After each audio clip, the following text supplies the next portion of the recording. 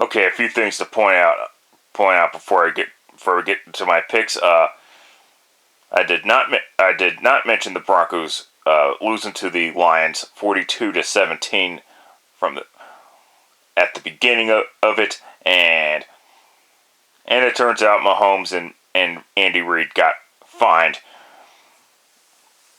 for publicly crying like bitches about the officiating, even though the call was actually fucking correct. That's what makes it even worse. I mean, they deserve to be fined a quadruple of what they originally got fined. And for those of you crying about how they were supposed to warn them, you're only saying that because the coach said that. So you're not fair. So you're not really fucking original, and you don't know fucking shit.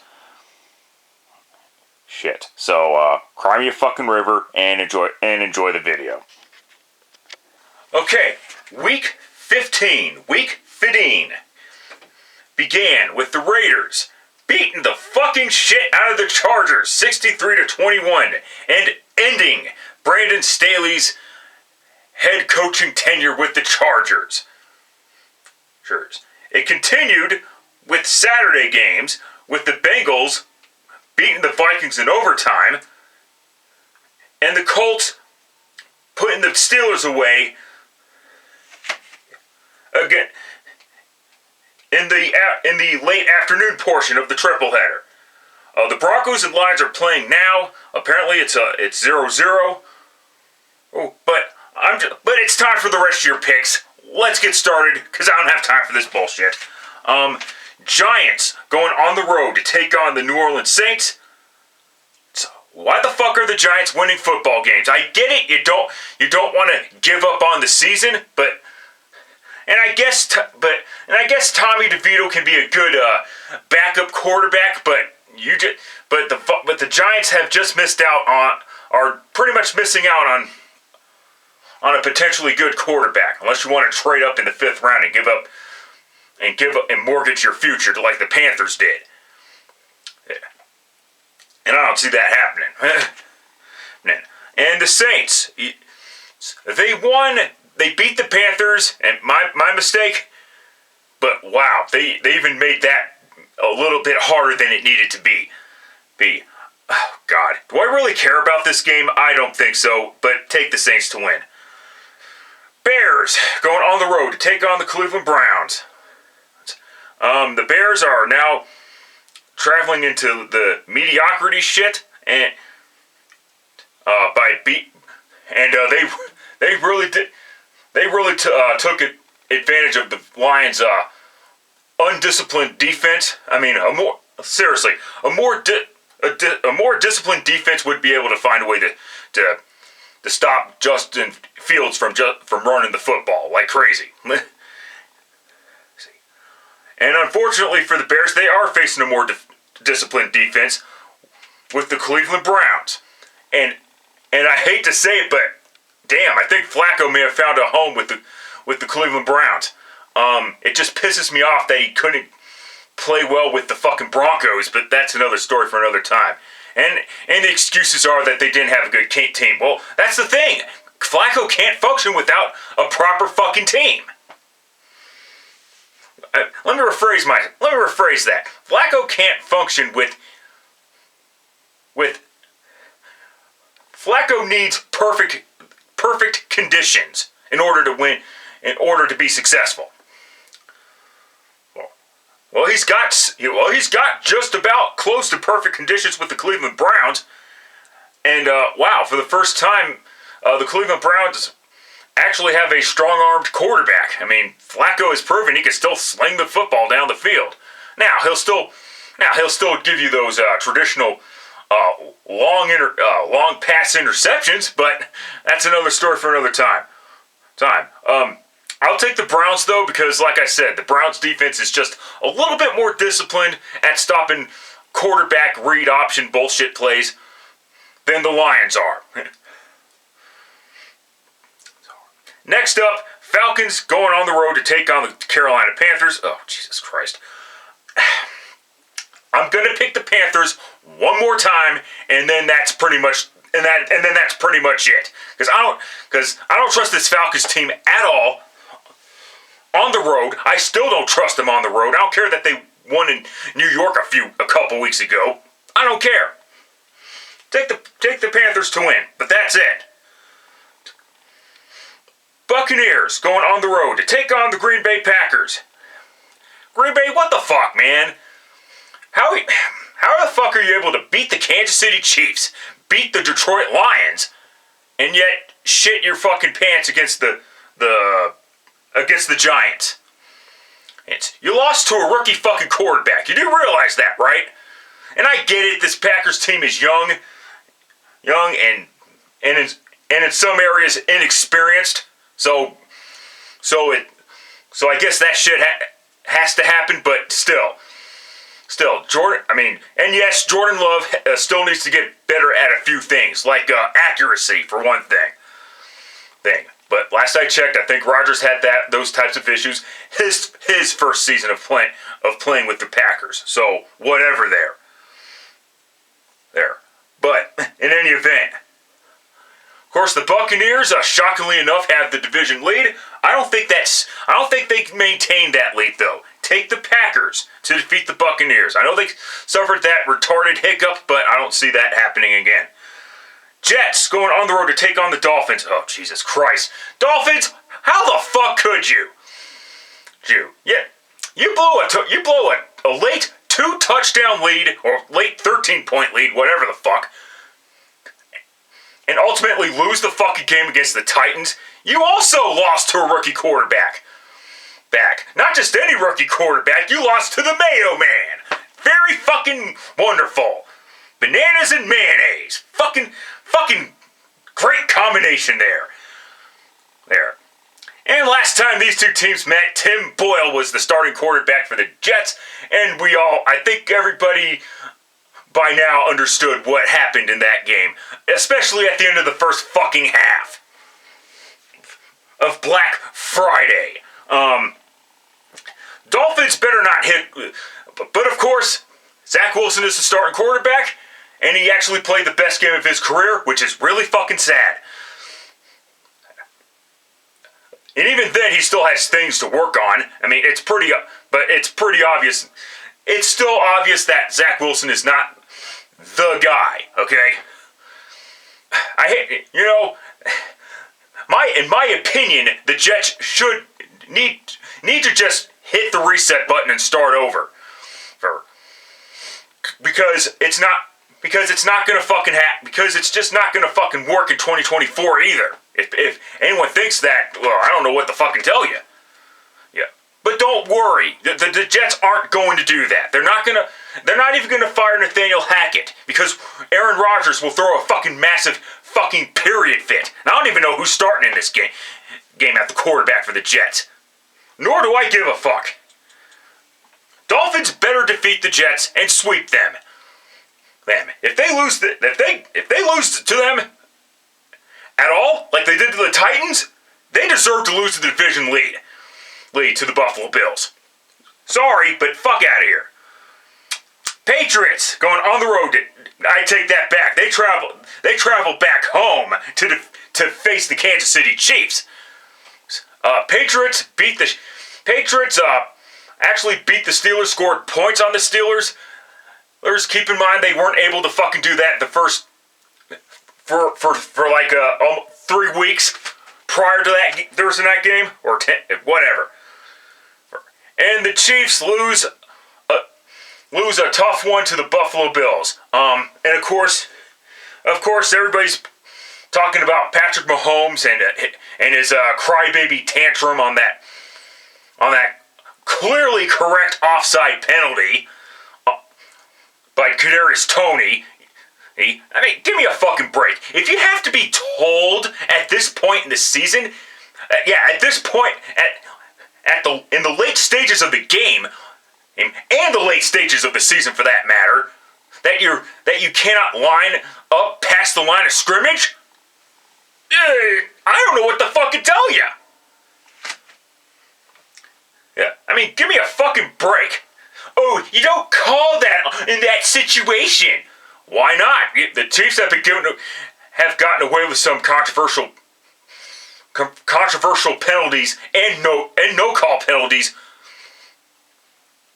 throughout the season, and even especially against the Green Bay Packers, which, by the way, they still lost. I agree that the officiating is inconsistent on occasion, but when you're bitching about a call that's correct, no offense to Patrick Mahomes, but Mahomes can kindly go fuck himself. Now, however, if the Chiefs lose to the Patriots, oh boy. This is not 2018. The Patriots are not Super Bowl contenders anymore. In fact, they're already eliminated from playoff contention as of the end of week 14.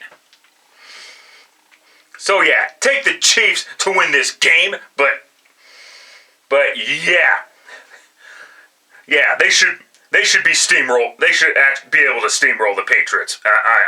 Give me a break. But they probably will make it tougher than it needs to be. Texans going on the road to take on the Titans. Now look, we can argue that the Titans' victory over the Dolphins was a fluke. That's a fair argument. However, I can make the argument that the Titans getting swept by the Colts, even though they did win on Saturday.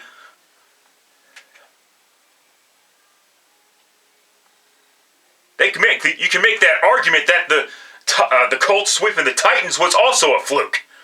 Titans should have been able to win both of those games, yet they fucking didn't.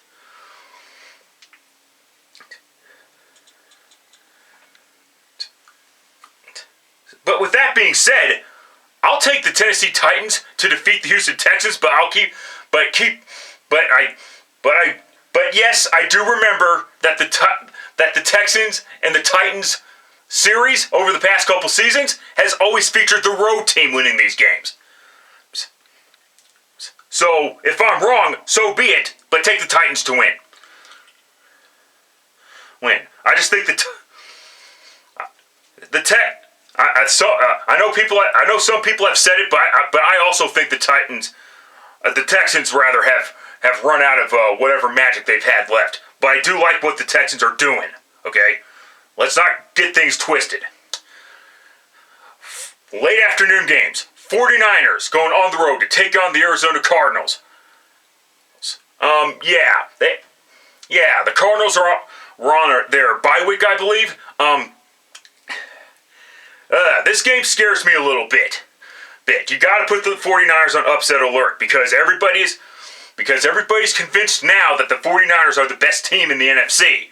And I have issues with people talking up the 49ers when they're playing actually good football again. Yeah. And granted, that 3-game losing streak, I will say this, they have been playing better after that 3 games hiccup skid. But to be on the safe side, I gotta flip for this one.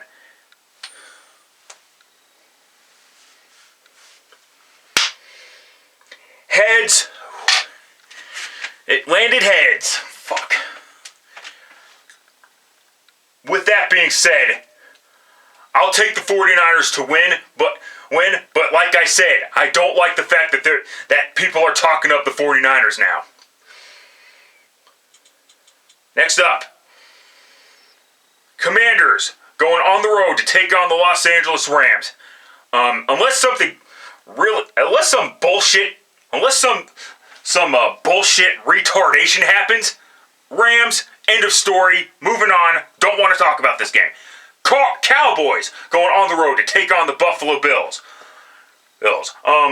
Cowboys finally beat a team with a winning record. Of course, they didn't have to face many teams with a winning record, but still, when they lost to the 49ers, it was no fluke. And, of course, when they lost to the Cardinals, you could say it was a fluke, though.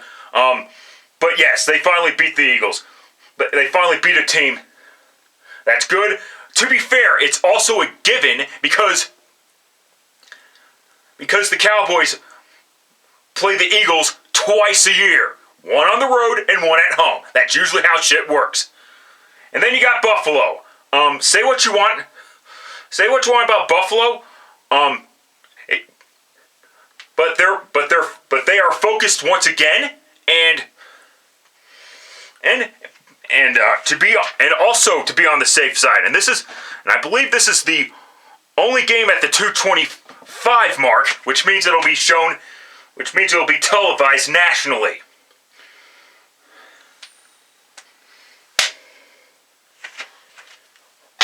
Landed tails. Interesting. It landed tails. But people are talking up the Cowboys, and I don't necessarily believe in this Cowboys team to the fullest. So take the Buffalo Bills. It might be another. This should be a classic though. It is what it is. Ravens going on the road to take on the Jacksonville Jaguars. Oh boy. First off, I really should have taken the Browns last week. But I cannot whine and cry about that. The Browns just put the Jaguars away when it fucking mattered. And they were beating them early in the game anyway. So Jacksonville, even though they tried to make it close, they had no realistic chance. I mean, not with Trevor Lawrence's bum ankle. They were probably better off sitting him. I understand you didn't want to lay an egg with C.J. Beathard, but guess what? You technically laid an egg against the Browns anyway with Trevor Lawrence, so you're better off sitting him out for this one and letting that ankle heal. And as far as the Ravens go, they beat the Rams in overtime. On a special teams return for a touchdown. And yes, John Harbaugh was happy about that. And why wouldn't he be? Everybody knows by now he was a former special teams coach. Oh, God. And the last time these two teams met was last season, and the Jaguars actually beat the Ravens in Jacksonville, by the way. Jesus Christ. Oh, God. I gotta take the Ravens, because like I said, Jacksonville is not ready for prime time. And last up, Eagles taking on the Seattle Seahawks on the Monday night game. And yes, history has been made. The first flexed Monday night game in NFL history. It was supposed to be Chiefs versus Patriots, but the problem is the Patriots have a losing record and are out of the playoffs. So they replaced that with the Eagles facing a team with a losing record, but they're still alive for the playoffs, even though they might as well be dead. Yeah, and part of me is glad that I took the 49ers to defeat the Seahawks, which they did. But and I know people are I know some people might be praising Drew Lock and getting down on their knees and opening their mouths for him, but give me a fucking break. He did the same inconsistent bullshit with the Denver Broncos. I don't see any fucking difference with what Drew Lock did with the 49ers than what he had done with the Denver Broncos prior to being traded to the Seahawks. He did that shit all season. He did that shit his entire career.